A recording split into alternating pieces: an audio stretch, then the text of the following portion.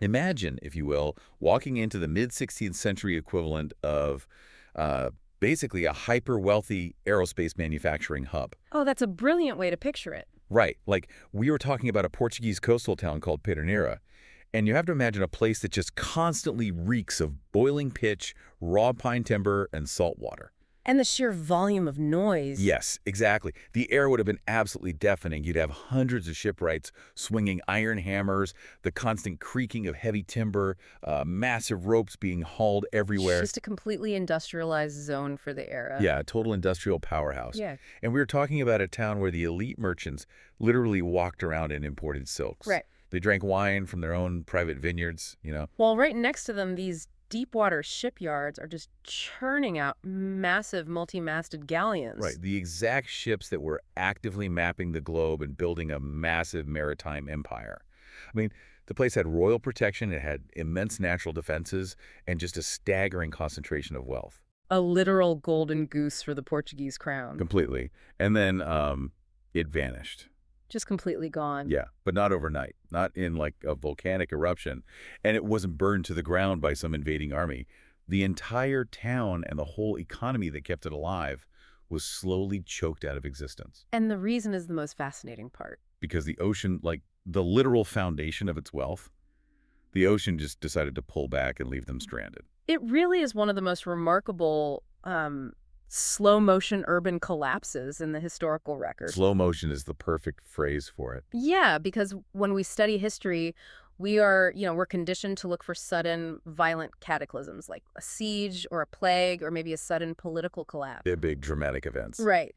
But the centuries-long saga of Pederneira and its eventual rebirth as the modern town of Nazaré, it forces us to really look at the slow, grinding mechanics of geography. Which we usually completely ignore. We do. It challenges this huge assumption we all have that, well, if you build strong enough walls and you secure enough royal charters, your city is permanent. And that, right there, is the mission of our deep dive today. We are pulling from a fascinating collection of historical timelines and municipal records charting Pederneira from the 1100s all the way to its official bureaucratic death in the 1800s. It's a massive span of time to cover. It is, but we're going to break down how a really unique blend of rugged geography, shifting global geopolitics, and honestly, religious fervor forced an entire society to pack up their homes and literally chase a retreating ocean. Literally move their entire lives down a hill. Exactly. Yeah. But to really grasp how bizarre this story is, I feel like we have to start long before the golden age of shipbuilding. Oh, absolutely. You have to go back to the beginning. Right, we need to go back to a time when this area was considered completely, utterly worthless. So for everyone listening, I want you to picture a sheer, wind-battered cliff face on the Atlantic coast in the 12th century. Just a brutal landscape. Brutal. The Roman Empire had already come and gone. The Moorish conquerors had established these massive, sophisticated agricultural networks in the broader region. Highly advanced societies. Yeah, highly advanced. But both of those empires took one look at the cliffs of Pederneira and wanted absolutely nothing to do with it. They avoided it like the plague. And, it wasn't just a lack of interest. It was a highly calculated avoidance. It was based entirely on the hydrology and the soil. The Romans were pretty famously pragmatic about that stuff. Incredibly pragmatic. For all their engineering prowess, they were very careful about where they expended calories and labor. When they surveyed this coastal region, they completely bypassed those brutal, open ocean cliffs. Just walked right past them. Exactly. Instead, they pushed further inland, and they settled along the edges of this massive, calm, interior lagoon. At the time, that lagoon stretched miles inland toward modern-day Alcobaça. So they chose the calm water over the open ocean. Right, because they wanted the logistical benefits of navigable water, but without the sheer geological hostility of the Atlantic winds basically ripping the roofs off their settlements. I mean, it makes total sense. Why fight a gale force wind every time you step outside your front door if you can just, sail a mile up an inlet and build in a nice sheltered cove? Basic urban planning, really. Yeah, it's just common sense. And the Moorish populations who occupied the region centuries later, they totally doubled down on that logic. The historical records we are looking at paint a really bleak picture of how the Moors viewed the Pederneira coast. They weren't fans, I take it. Not at all. To them, it wasn't just windy, it was a barren, hostile wasteland. The cliffs were choked with these dense, impenetrable thickets. Like briar patches. Yeah, huge, nasty thickets. And it was teeming with wild, predatory animals, plus the northern winds were so punishing that they literally stunted any vegetation attempting to grow on the exposed promontory. Wait, okay, I have to push back on this slightly. Sure, go ahead. The Moors were master hydrologists. I mean, they engineered some of the most sophisticated irrigation systems in the entire medieval world. Are you telling me they couldn't figure out how to tame a coastal cliff? Oh, they definitely have the engineering capability to do it. Right. So was there just no return on investment for them? It is entirely about the return on investment. You have to look at what they were actually optimizing for. The Moors in this region were optimizing for massive agricultural surplus. They wanted to grow food at scale. Exactly. And just a few miles inland, they had the lowlands of Alcobaça. That area was fed by two highly reliable rivers, the Alcoa and the Bassa. Oh, Alcoa and Bassa. Alcobaça. I see what they did there. Right, a little linguistic history for you. The soil there was deep, rich, and incredibly fertile. In fact, the land yielded such massive harvests that the Moors, basically out of reverence for the fecundity of the soil, actually named the region after those two life-giving rivers. Wow, okay. So they're pulling massive amounts of food out of the inland valleys. Right, so if you are a Moorish governor, and you have this literal paradise of endless grain and fruit just inland, you aren't going to waste thousands of man-hours trying to hack away at thorny thickets on a rocky, wind-blasted cliff. Just to have a nice ocean view. Exactly. It makes zero economic sense. So when the Christian Reconquista eventually pushed south and drove the Moors beyond the Tagus River, they left behind perfectly engineered, highly fertile valleys. But the cliffs of Pederneira. Completely untouched. Utterly ignored. Okay, so let's look at this through the eyes of the first king of Portugal, who takes over this exact territory in the 12th century. King Afonso Henriques. Right, so he brings in the Cistercian monks, the friars of St. Bernard, I think around 1152, to establish a massive monastery in those fertile inland valleys we were just talking about. The monastery of Alcobaça. A huge project. Huge project. But here's what I don't get.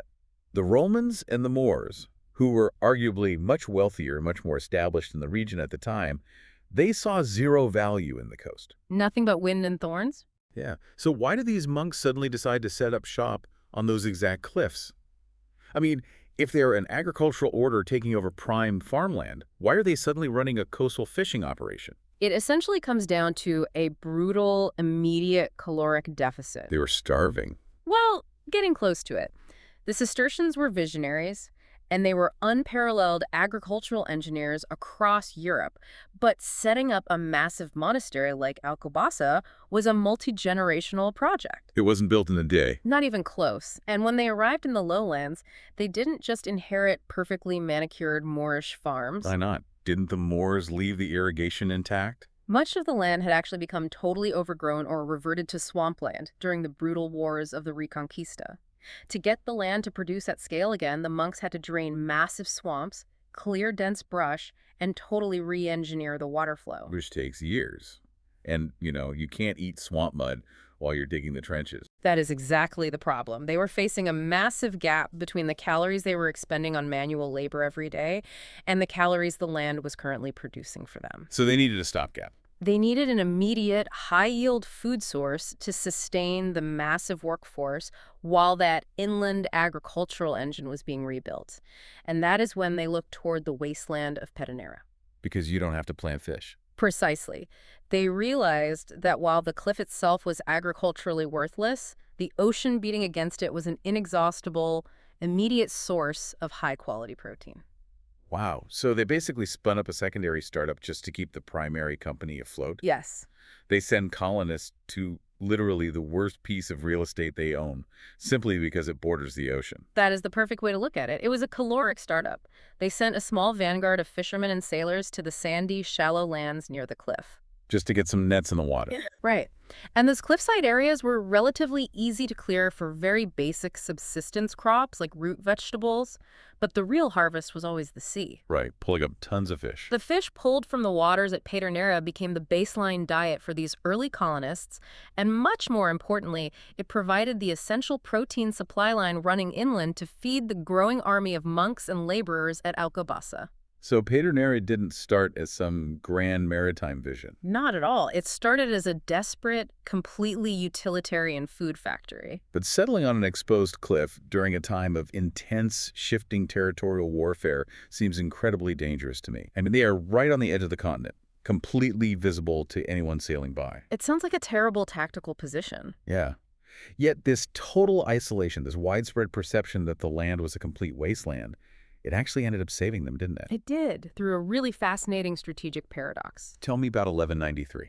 Right, so in 1193, there was a massive, devastating Moorish counteroffensive led by a commander named Miramolam. And he wasn't messing around. No, he pushed a massive army north, completely intent on reclaiming the territory. This wasn't just a minor border skirmish, It was a full-scale army designed to wipe out settlements and retake the land. So they march into the valley. And when they reached the inland valleys, they completely destroyed the early agricultural terraforming the Cistercians had accomplished. Oh man, all that trench digging. All of it. They burned the early crops, they slaughtered the early colonists, and they basically massacred the friars who had barricaded themselves inside the unfinished walls of the monastery. The inland operation was entirely gutted. A total wipeout. An absolute tragedy for the monks.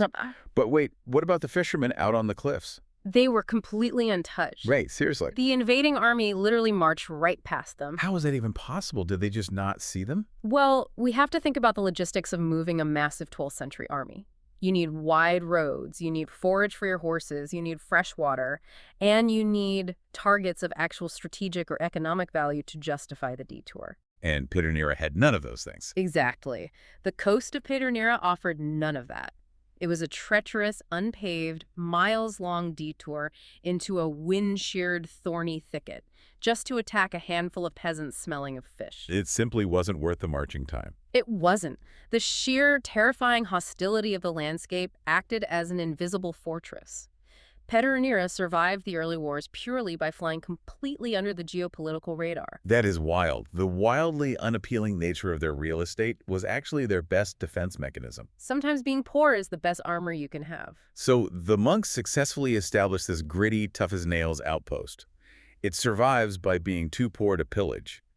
But we know it obviously doesn't stay that way forever. No, things changed dramatically. How does a monastic protein factory clinging to a cliff evolve into the wealthy global shipbuilding hub we talked about in the intro? To map that transformation, we actually have to move forward quite a few centuries into the late 1400s and early 1500s. So we are entering the dawn of the Age of Discovery.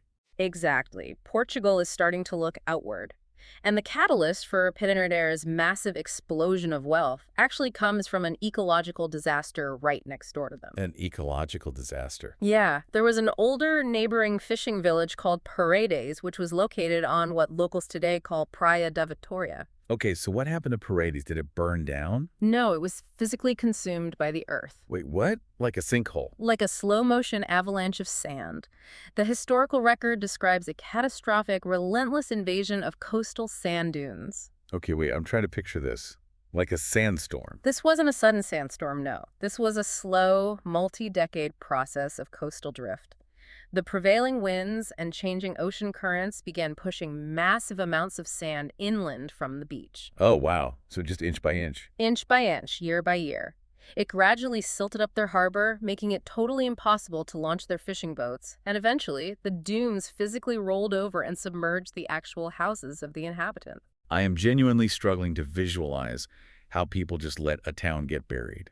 Did they not try to, shovel it out? You can't shovel against the ocean. I mean, I guess not, but still. It's a matter of sheer volume, right? Once the coastal vegetation that anchors a dune system is compromised, or if the ocean currents shift the deposition of sand, a massive dune can move several meters a year. And they had no heavy machinery. Exactly. For a medieval village with no mechanized earth-moving equipment, it is an unstoppable force of nature. You wake up every morning and the sand is an inch higher against your wooden door. That sounds like a nightmare. Eventually, you just have to concede defeat. So they become climate refugees, they abandon their buried homes, and they migrate down the coast to Pederneira. They flee to the one place nearby that's high up on a rocky cliff. Right, the sand can't get them up there. But I assume a bunch of newly homeless fishermen arriving in town wouldn't automatically trigger a massive economic boom. What do they actually bring with them? Well, he brought something far more valuable than gold or extra fishing nets. Which they brought a royal charter, a forall, that had been granted to their now buried town way back in the year 1285 by King Diogenes. Let me stop you right there. A forel. What exactly is the systemic weight of a piece of paper from the 1200s? I mean, why does Pederneira care about a defunct town's paperwork? Think of a forel as the medieval equivalent of an unshakable corporate tax structure combined with a local Bill of Rights. Okay, so it's a big deal. It's everything. It dictated exactly what a town owed the crown, what it owed the local lords, and crucially, what it did not owe. The exemptions. Exactly. So when these refugees arrived in Pederneira, they petitioned the new monarch, King Manuel, arguing that even though their physical town was totally gone, their legal privileges should legally transfer with them to their new home. And did the king go for it? He did. Yeah. King Manuel, who was actively trying to consolidate his royal power and really stimulate these coastal economies to support his maritime ambitions, he saw an opportunity. He wanted a strong coast. Right. So he agreed, and in 1514, he issued a brand new forel that fundamentally rewired the economy of Pederneira. And this is where Pederneira essentially becomes a 16th century special economic zone. It really does. Break down the mechanics of this 1514 charter for us. Yeah. What did it actually change for, say, the average guy hauling nets on the beach? It instantly elevated the social and economic status of the working class in that town. The 1514 charter explicitly legally placed the fishermen of Pederneira into the absolute first rank of royal privilege. Which means what, in practical terms? Sweeping tax exemptions, massive cuts to what they owed the crown.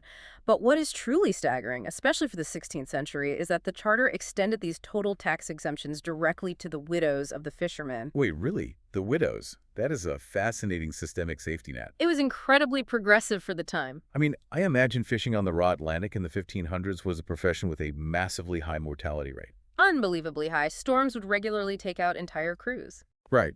So if a massive storm wipes out a dozen fishing boats, you suddenly have a town full of widows who, under normal laws, probably can't pay their property taxes. Exactly. And normally that would lead to mass evictions and the collapse of the local economy, but by exempting the widows, the crown actively prevented the entire town from collapsing into extreme poverty every time a storm hit. It basically kept the capital secured within the local households. Yes. Furthermore, the charter codified immense privileges regarding the local manufacturing of wine and cereals. So they're making money on agriculture now, too. But the real crown jewel of their privileges, the thing that made them rich, was the total exemption from portagens, or tolls. Tolls to move goods. Right. The records suggest the people of Pederneira had been quietly enjoying toll-free movement of their goods since before 1161, but this new 1514 charter aggressively reaffirmed it on paper. So if I am a merchant living in Pederneira, I am paying barely any taxes on my baseline income, and I can move my goods all across the kingdom without paying a single dime at any medieval toll booths. It is a massive, unfair competitive advantage. That's insane. But there is another detail in the records regarding their economy that sounds almost like a myth to me. The 15 fish per dozen rule. Yes. The famous baker's dozen, but for fish. It sounds totally bizarre, but it is actually a vital economic indicator for us. Walk me through it. The charter notes that the inner lagoon and the local sea were so astonishingly abundant with fish, and the local competition among the fishermen was so intense that they organically developed this legally recognized custom. Which was? For every 12 fish a visiting merchant bought, the local fishermen had to throw in 3 extra fish for completely free. That's 25% free product. And this wasn't just like a temporary weekend promotion. The records show this custom was strictly enforced all the way until 1628. Okay, I have to ask, from an economic standpoint, is it possible this was just aggressive price fixing by the powerful buyers? Or was it genuinely a sign of hyperabundance? Why do you ask? Because giving away 25% of your product for free usually bankrupts a small business pretty quickly. Right, it bankrupts you if your supply is heavily constrained or if your extraction costs are super high. Which theirs weren't. Exactly. Their extraction costs were incredibly low. They were literally living right on the water. And the biomass of the lagoon and the coast at that time was just staggering. They were pulling up full nets constantly. So it was just a volume game? It functioned much more like a massive loss leader or a market saturation tactic. They were pulling so much raw protein out of the water every morning that the only way to ensure the merchants bought their specific catch before it rotted in the sun was to offer this massive volume discount. Buy for me, I'll give you 3 extra. Exactly. It tells us that the sheer volume of trade flowing through the town was astronomically high. They transitioned very quickly from surviving on subsistence fishing to exporting massive, massive surpluses. And all of that untaxed capital just began pooling in the pockets of Pederneira, A huge accumulation of wealth. which perfectly positions them for the age of discovery.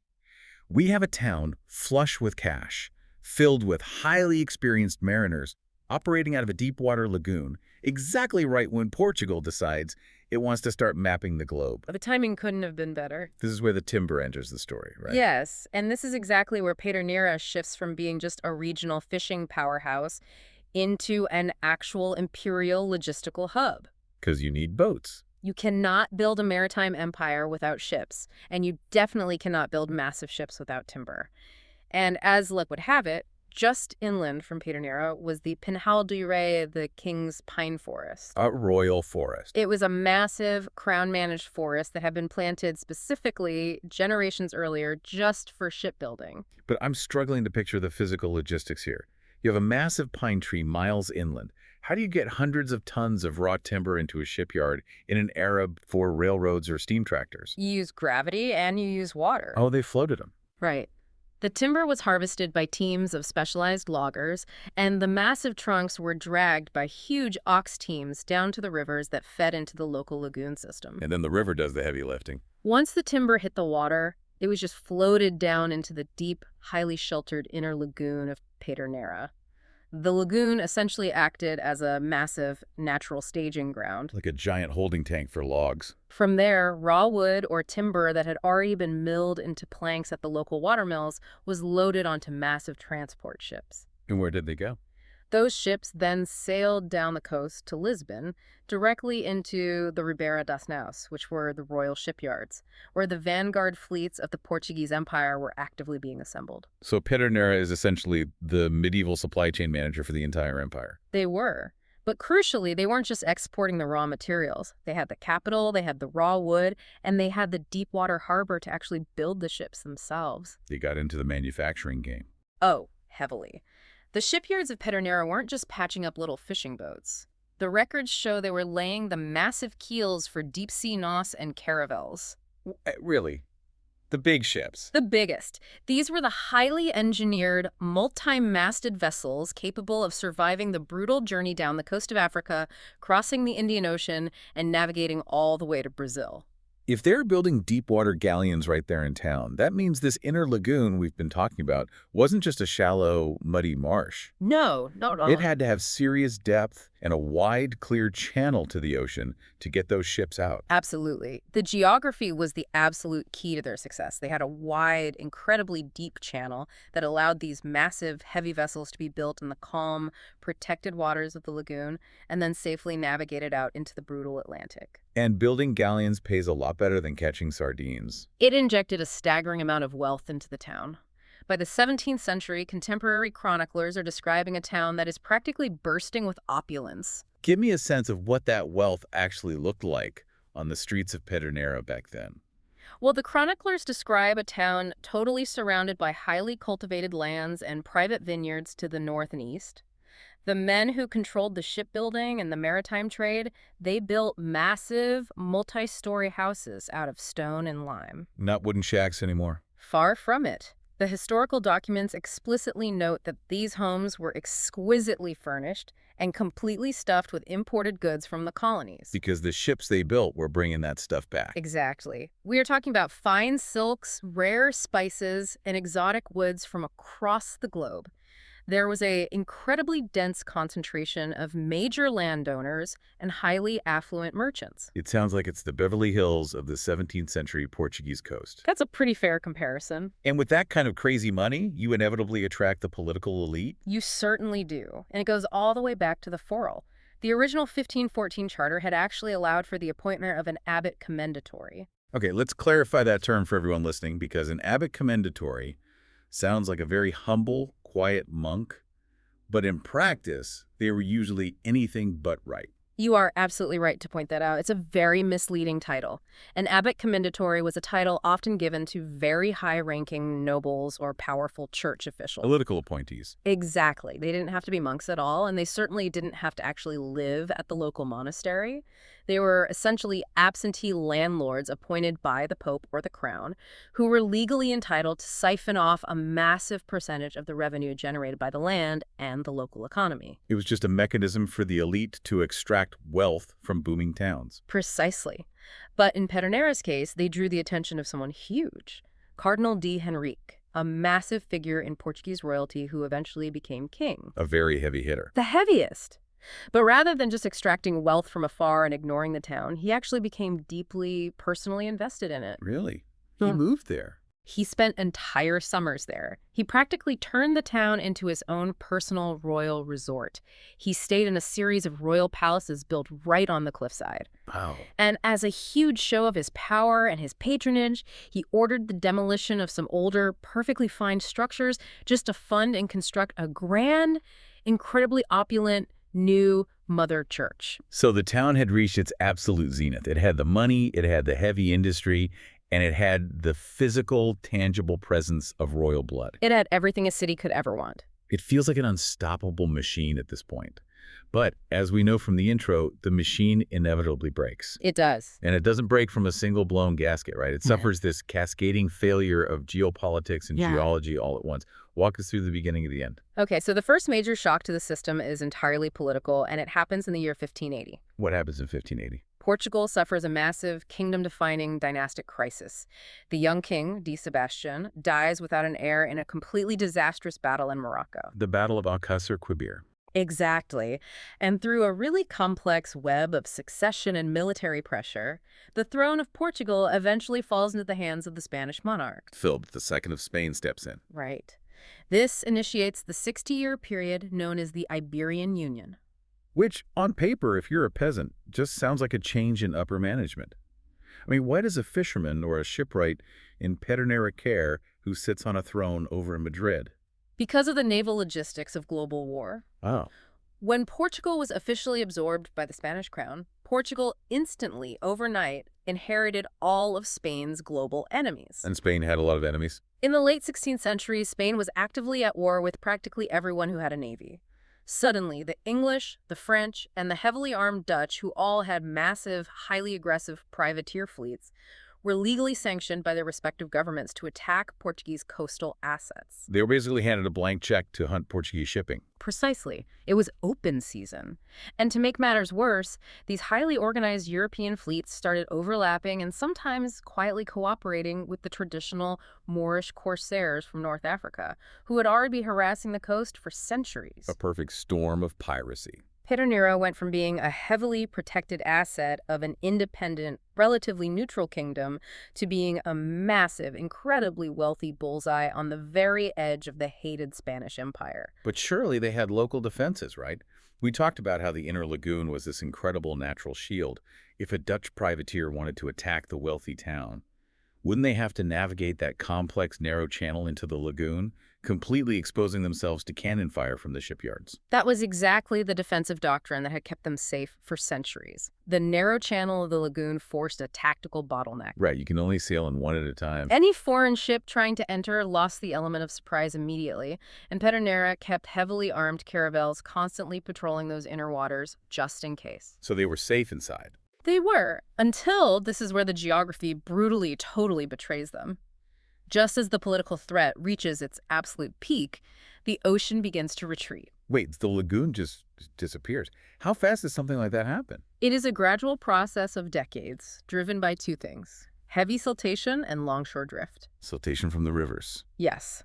The same rivers that were so conveniently bringing the heavy timber down from the pine forests were also, silently, carrying millions of tons of dirt and sediment. Oh, wow. I didn't think of that. Over the centuries, without constant industrialized dredging, that sediment naturally began to settle at the mouth of the lagoon.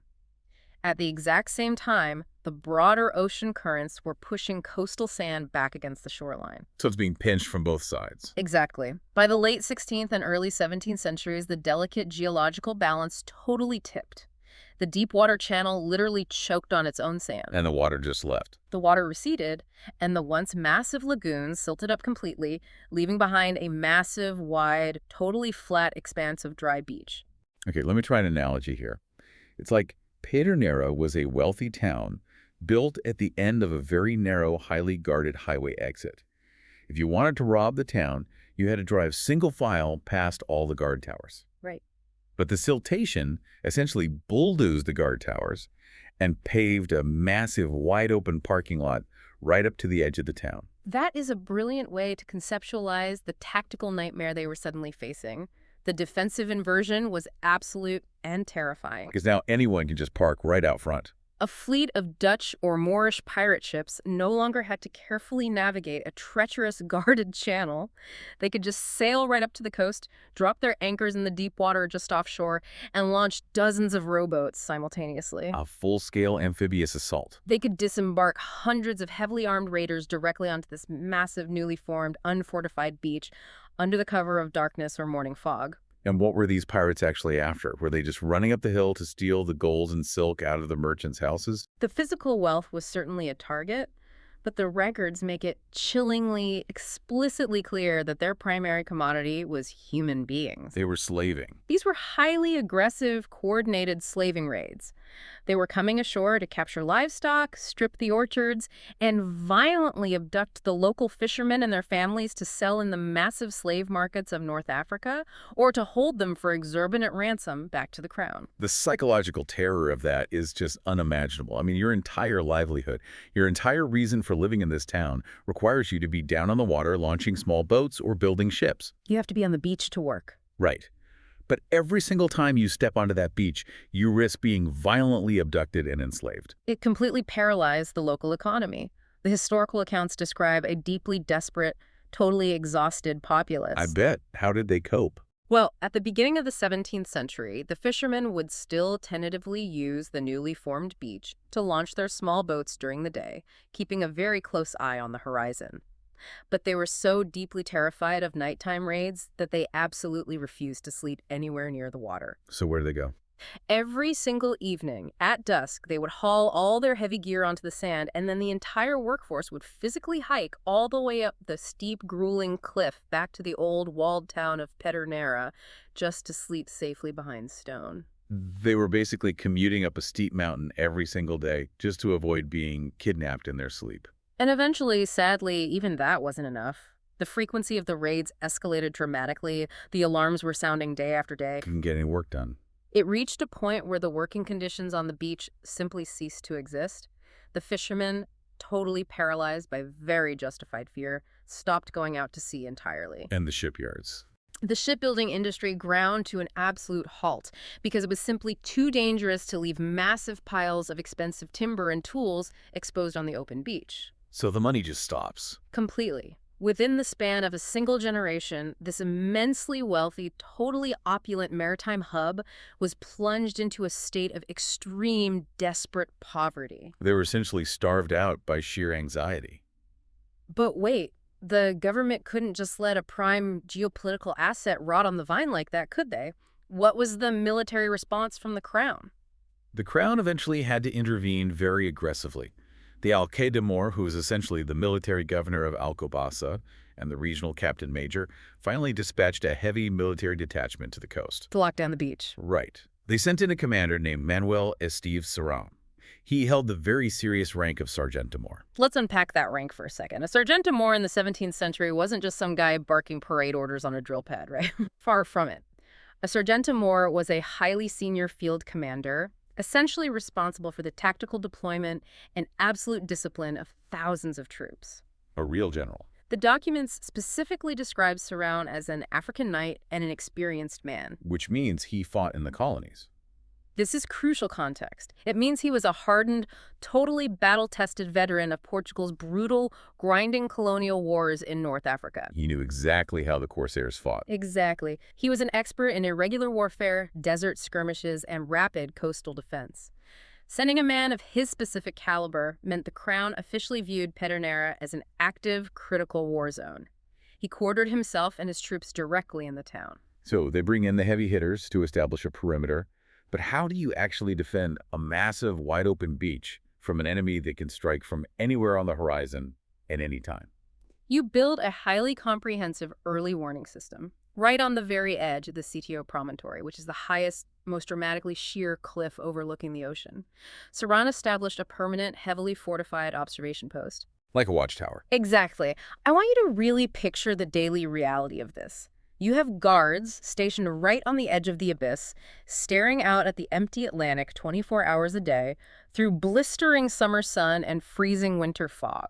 What happens when they actually spot a sail that doesn't belong? If a threat was spotted during the day, the guards blew an incredibly loud, massive horn. It's just a huge blast. Right. The sound would carry all the way down the cliff face, instantly alerting the pound and the garrison to arm themselves. And if it was at night? If a fleet was spotted at night, they lit a massive bonfire on the cliff, a huge beacon that illuminated the rock face and signaled the Sargentamor to immediately deploy his troops down the steep, dark paths to the beach to meet the landing party with muskets. It sounds incredibly cinematic, but the day-to-day reality of that must have been completely exhausting. It was a state of permanent, grinding siege. The historical timelines note that the sounding of the horn, the terrifying nighttime alarms, and actual physical hand-to-hand combat in the sand with pirate landing parties were daily occurrences for years. For years. Yes. This intense, exhausting military vigilance under Saran lasted until at least 1623. The town didn't technically fall, but it was suffocating under the immense pressure.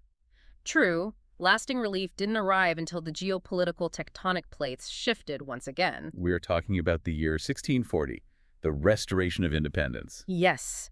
In 1640, Portugal finally orchestrates a successful rebellion against the Spanish Habsburgs. They crown King D. Juan IV, and Portugal is a proud, independent nation once again. So Spain is kicked out. But now, the Spanish are the immediate existential enemy on the land border, and the new king knows perfectly well that the Spanish Navy is going to seek immediate retribution on the poorly defended coast. His top priority is locking down the shoreline. So they finally replace the tired guy blowing a horn on a cliff with actual heavy masonry. They build a fort. They finish the fort of San Miguel. And it's a fascinating piece of historical irony. The original foundations of that exact fort had actually been laid years earlier by King D. Sebastian. Wait, the guy who died in Morocco and caused the whole mess? The very same king whose death caused the Iberian Union crisis in the first place. That is incredibly ironic. But the project had been abandoned for decades and left in total ruins. D. Juan V ordered it rapidly rebuilt, massively modernized with heavy artillery, and permanently garrisoned. It was officially completed in 1644. A real stronghold. But he didn't just rely on static brick defenses. He deployed heavily armed naval squadrons to continuously patrol the offshore waters, creating a massive, highly visible deterrent. The cavalry finally arrives. What does that do to the psyche of the town? I mean, they've been living in terror for a generation. The psychological shift is immediate and very well documented. The records state that with the heavy cannons of the fort clearly visible up on the cliff and the royal sails patrolling the horizon every day, the fishermen felt a profound sense of relief. The fever broke. The suffocating fear finally broke. They regained their courage, retrieved their dusty boats, and finally bravely returned to the sea to fish. Okay, so the geopolitical storm has officially passed. The pirates are neutralized by the patrols. The Spanish are held at bay. The town should, theoretically, enter a massive second golden age. Right? You would think so. But here is the ultimate, incredibly tragic twist in this deep dive. The thing that ultimately kills Pederneira as a global hub wasn't the Dutch, it wasn't the Moorish corsairs, and it wasn't the Spanish Armada. No, it wasn't a human enemy at all. It was the sand. The exact same geography that gave birth to the town was now sealing its coffin. This is the final irreversible phase of the story, and it plays out slowly through the late 1600s and well into the 1800s. The military threat is gone, but the geological clock is ticking very loudly. The sand never sleeps. The receding of the waters, the heavy silting of the coast, it wasn't just a temporary drought, it was a permanent, massive geographical restructuring of the coastline. I envision this like a giant hourglass where the sand isn't just, marking the passage of time. It's literally burying the economic engine of the city. That is exactly what was physically happening. By the end of the 17th century, the transformation was totally undeniable. The historical texts mention a deeply melancholic detail about the elders of the town. What did they say? Only the very oldest men in the town could even remember a time when the ocean waters actually lapped against the rocky base of the cliffs of Pederneira. Wow, so it had pushed out that far. They would tell stories to the younger, disbelieving generation about the old days of King Afonso the Bader or King Juan II, when massive, three-masted deep-water ships would gracefully sail right up into a sheltered, deep-water harbor. And what was there instead of a harbor when they told those stories? Just sand. An endless, dry, flat expanse of sand pushing further and further out to the distant waterline. The inner harbor was completely, totally erased from the earth. Just gone. And with it went the entire economic lifeblood of the municipality. Remember that highly lucrative timber trade we discussed earlier, the massive pine logs floating down the river. Right, from the king's forest. But you can't float a massive pine tree over a mile of dry sand. No, you absolutely cannot. The transport ships couldn't get within miles of the old loading zones. The heavy maritime logistics completely collapsed in on themselves. So what did the crown do? The Crown was forced to legally divert the entire royal logging operation away from Pederneira, sending the timber south to the much deeper, still functional port of San Martino. Oh, that's a death blow. In a devastating blow of bureaucratic reality, Pederneira officially, legally lost its cherished condition as a seaport. I look at this through the lens of a massive legacy corporation today that suddenly realizes its entire industry has been disrupted completely out of existence. Like Blockbuster and streaming. Exactly. If your entire corporate economy is based on building deep water ships, and you literally no longer have deep water, you cannot just try to build boats on the sand. You have to undergo a massive, incredibly painful pivot, or your company dies. You adapt or you perish. For the people of Pederneira, they couldn't just dredge the entire ocean back to their doorstep. They didn't have the tech. So they had to pack up the factory floor and physically move it to the water. And that physical migration is one of the most fascinating examples of long-term urban adaptation we have on record. How did it happen? Did the mayor just order everyone to move? No, it wasn't an organized, government-mandated evacuation at all. It was a slow, stubborn, highly pragmatic migration driven entirely by the daily physical exhaustion of the working class. Because of the cliff. Right. With the pirate threat finally gone, the defensive height of the cliff was no longer a strategic asset. It was just a massive, grueling physical obstacle they had to climb every day. It was just a really bad commute. Exactly. Hauling heavy, wet fishing nets and heavy wooden gear up and down a towering cliff face every single day just to reach the distant waterline was economically inefficient, and it was physically destroying the knees and backs of the fishermen. So they start inching their way down the mountain. Very gradually, it begins simply with storage solutions. They build incredibly fragile, temporary wooden cabins down on the beach, an area they called the Praia. Just to keep their gear in. The sole purpose of these tiny shacks was to store the heavy nets and tackle overnight so they wouldn't have to carry them all the way up the cliff at sunset. That makes total sense. But then, as the long peace held and they realized they weren't going to be kidnapped by pirates in their sleep, a few brave fishermen started actually staying overnight in the cabins during the really heavy fishing seasons just to save time. So it starts as a locker room, and then it turns into a bunkhouse. Exactly. But the timelines show us the rapid acceleration of this process. Around the year 1700, the beach is just a scatter of wooden sheds. Fast forward 50 years to the 1750s, and the architecture of the beach fundamentally, permanently changes. What changes? We see the actual construction of houses built of stone and lime. The records count about 15 of these permanent stone structures rising right alongside the twin barracks. Okay, when you pour stone foundations on a sandy beach, you are committing. You aren't just camping out for the weekend anymore. You are building a brand new town, and crucially, it wasn't just the working class making the move down the hill. The elite eventually followed the energy. Really? The wealthy guys moved to the beach? Yes.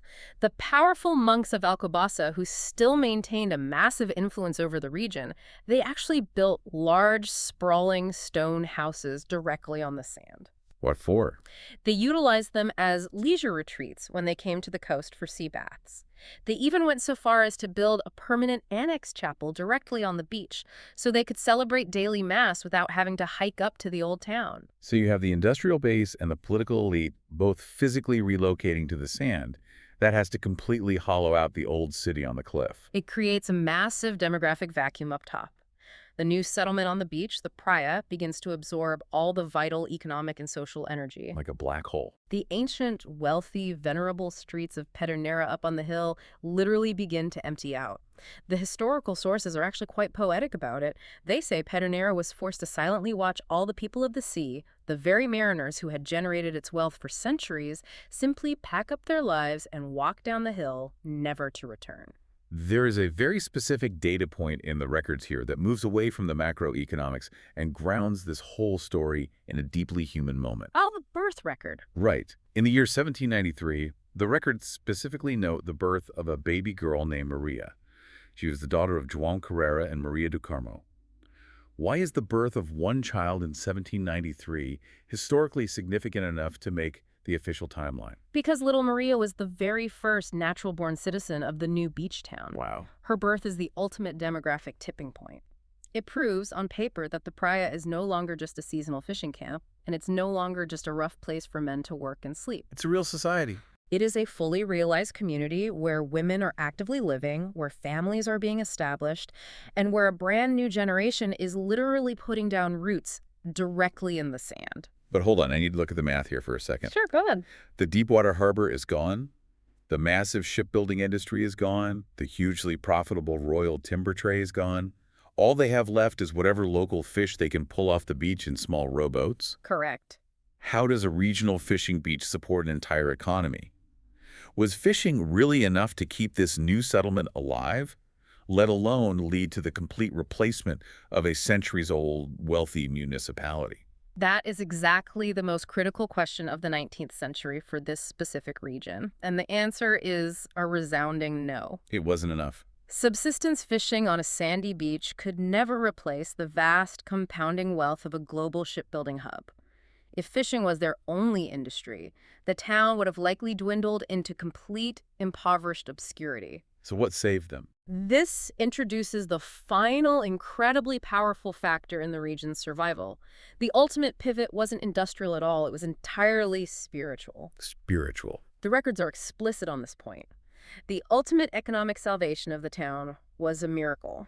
Or, more accurately, the immense, sprawling local economy generated by a miracle. We are talking about the sanctuary of Nossa, Senhora de Nazaré, Our Lady of Nazaré. Yes. Up on the Sitio promontory overlooking the new beach settlement, there was a deeply rooted, fiercely devoted religious cult dedicated to a miraculous statue of the Virgin Mary. I see where this is going. And over the centuries, the fame of this sanctuary had been slowly, quietly compounding across the kingdom. We're talking about religious tourism. At a totally massive scale, it became the brand new economic engine for the region. Initially, the documents note, the early pilgrims were just isolated individuals or small, desperate families. Making the trek. They would brave the incredibly treacherous, bandit-filled dirt roads of the Portuguese countryside throughout the year, just to come to the cliff, beg for a grace, or offer thanks for a miracle they had received. Which, traveling in the 1700s, was a massive life-threatening risk.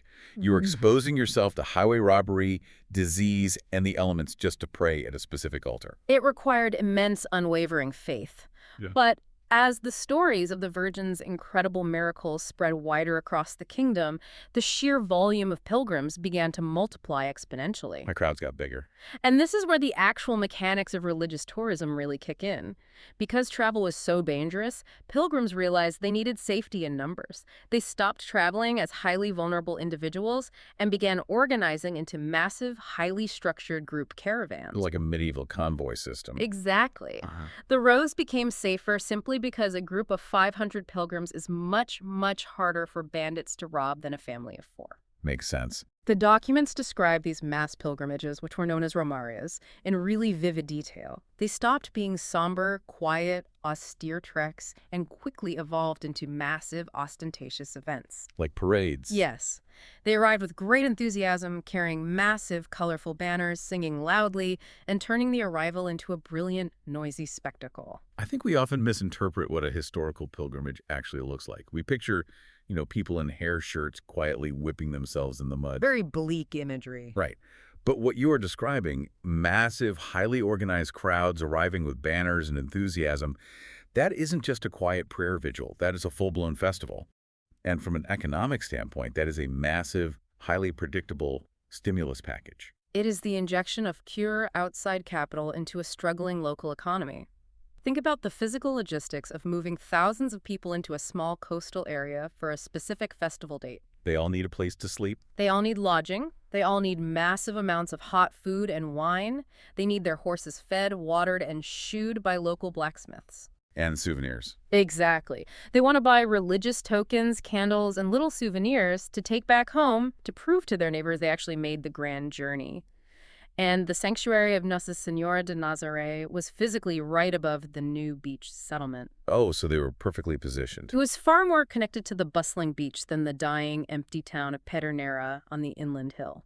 So the people who moved down to the beach to fish suddenly find thousands of wealthy tourists literally descending on their doorstep every single year with money to spend. The captive market. They completely lost the galleons, but they gained a world-class tourist attraction.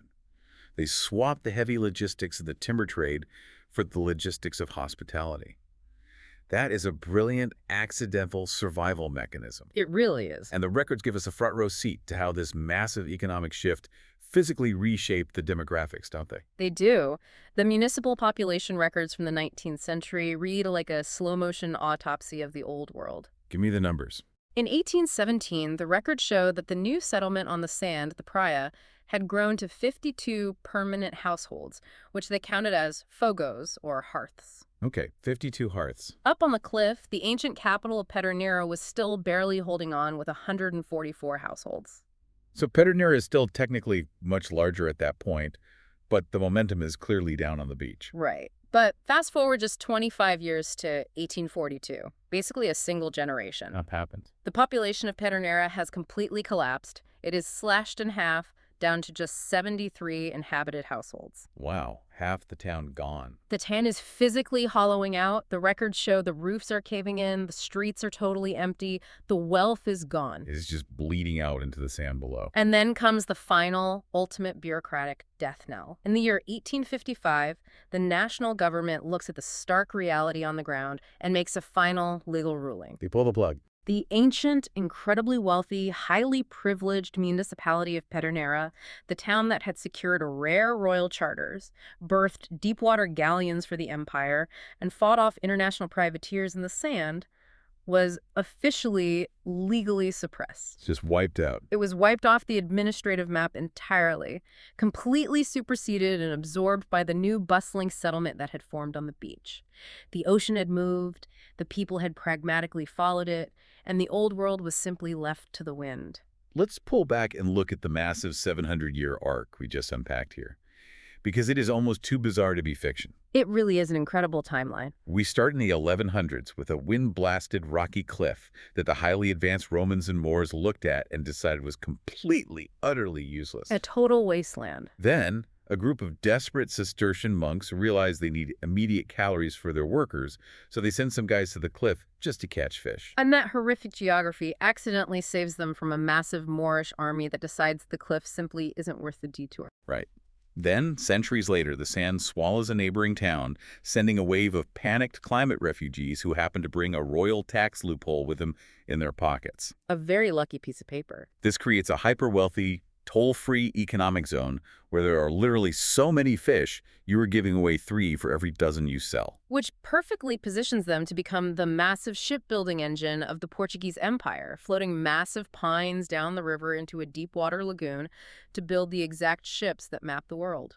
Until a young king dies in Morocco, Portugal is absorbed by Spain, and suddenly Dutch and Moorish pirates have a perfectly legal excuse to hunt them. A very dark turn. And right as the pirate threat peaks, the deepwater lagoon fills with sand, destroying their natural defenses and forcing the wealthiest merchants in the empire to commute up a steep mountain every night just to avoid being sold into slavery. And finally, when the water retreats so far that the timber ships can no longer even dock, the economy completely breaks. So the fishermen deconstruct their entire lives, build little wooden shacks on the exact sand that ruined their harbor, and completely pivot their entire civilization around the massive economic machinery of a miraculous religious sanctuary. It is absolutely breathtaking when you lay it all out like that. What is the fundamental takeaway here? I mean, when we look at a story like this, what is the lesson regarding how human beings actually build their world? I think the core lesson is the total illusion of geographical permanence.